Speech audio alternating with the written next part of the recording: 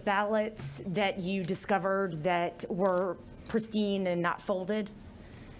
I'm assuming as a poll manager, you're familiar with the process of ballot duplication Yes, I am. But or replication. now, are you speaking if something was flawed and could not go through the scanner? Is that what you're Yeah, speaking either of? flawed and cannot be read by the scanner, or a UOCAVA ballot that is printed on a home printer overseas and then mailed in, and then is going to be duplicated onto a ballot by poll workers such as yourself? I certainly am, but if that were the case with these ballots, the markings would not have been identical through 98% of the ballots. Well, couldn't it be explained, the lack of folding, could that, and the fact that they were more identical, couldn't that be explained by the fact that they were all personally replicated and duplicated with observation by individuals working that same poll?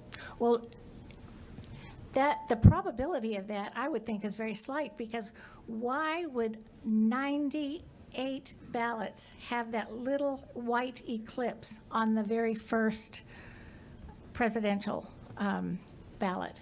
Why would all of them be exactly the same? It was very easy to see that a ballot had been replicated many times. One was hand done, the rest had some other marking device, whether it was copied, whether it was scanned, you know.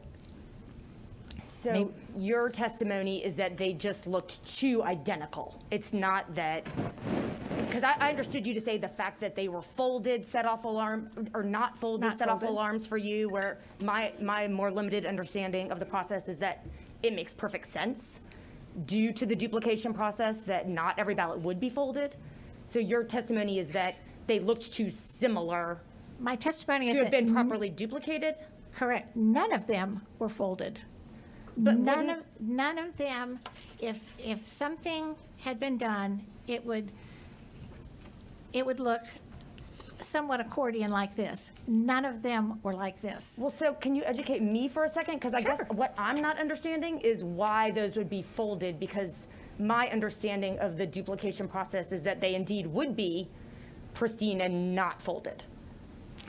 Well, you would not have had the score marks in them that, where they should have been folded by, if you're familiar with any type of mailing, you know, whether it's a church bulletin or, you know, your school report cards or whatever it is, they have wonderful folding machines. But they are usually sent by the printer. And I don't think it's the fold so much. It was the feel that drew our attention to how all of these were marked. So your testimony is it's not so much the fold, it's that they felt differently. Is that correct? That's what drew our attention to it, was the fact that they felt differently. And then as we began to examine the ballots, we saw that they indeed were different. We had already been through 600, 6 batches, which would have been over 600 ballots. And these were much different. Not explainable by the normal duplication process that No. would be done No. as a batch. All right, thank you. Senator Heath.